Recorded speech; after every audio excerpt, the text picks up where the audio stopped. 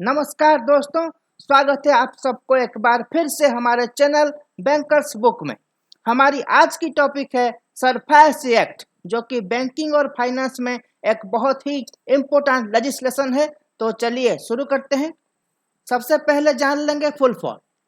तो SARFAESI stands for securitisation and reconstruction of financial assets and enforcement of security interest act, ये है उसका full form, जो कि इंट्रोड्यूस किया गया था 21 जून 2002 में।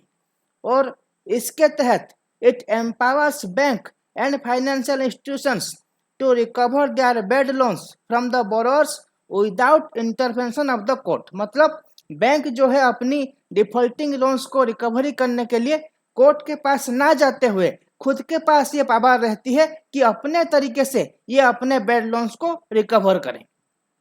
देखिए, पहले क्या होता था, रिकवरी करने के लिए बैंक को जाना पड़ता था ट्रिब्यूनल के पास, और ये एक लॉन्ग टर्म प्रोसेस होता था और इसके बहुत सारे गाइडलाइंस को बोरोअर मिसयूज भी कर सकते थे। तो इसकी वजह से अंधियारू जिन्ना कमेटी, ये आपको नाम याद रखना है, अंधियारू जिन्ना कमेटी के रिकमेंडेशन से एक नया लेजिस्लेशन आया जिसका नाम है सरफेसी एक्ट। ओके, तो पहले उसका ऑब्जेक्टिव्स जान लेते हैं।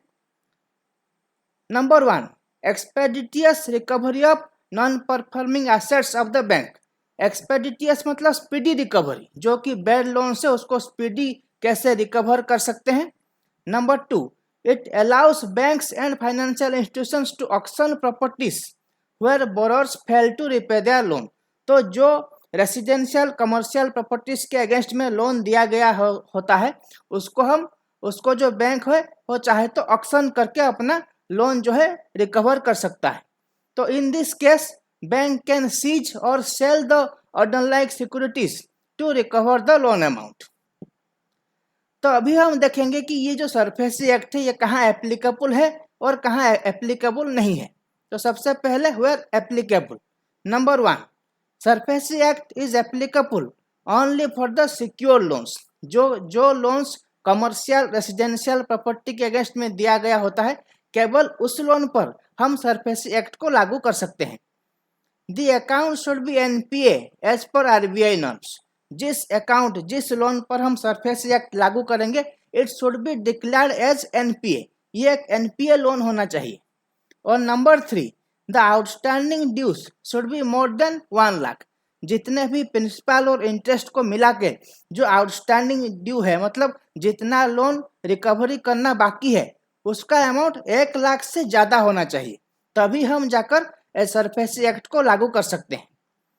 अब देखेंगे where it is not applicable. Number 1, loans where outstanding dues are below 1 lakh. जैसे कि पहले मैंने कहा कि जो आउटस्टैंडिंग ड्यूज है अगर 1 लाख से कम है तो हम वहाँ पे सरफेसी एक्ट को लागू नहीं कर सकते।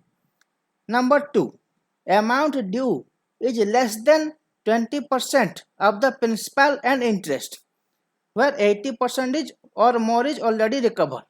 मतलब जो आउटस्टैंडिंग ड्यू है, जो आपका ओरिजिनल प्रिंसिपल और इंटरेस्ट को मिला के अगर जो आउटस्टैंडिंग ड्यू है 20% से कम है, तो भी हम वहाँ पे सरफेसी एक्ट को लागू नहीं कर सकते।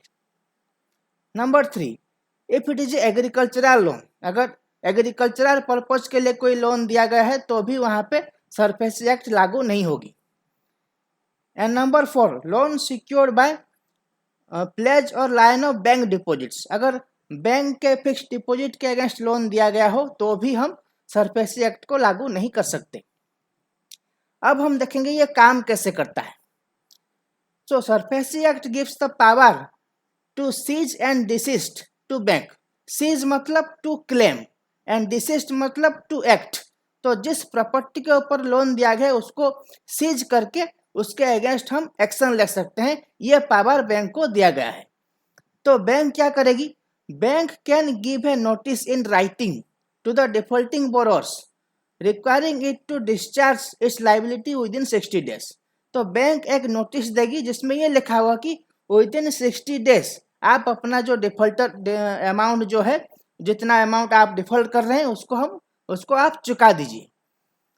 अगर if the borrower fails to comply with the notice, then bank can take resources to one और more of the following reasons. Bank क्या कर सकती है? Take possession of the security of the loan. Possession मतलब control, जिस security के against loan दिया गया है उसे अपने कंट्रोल में ले सकती है।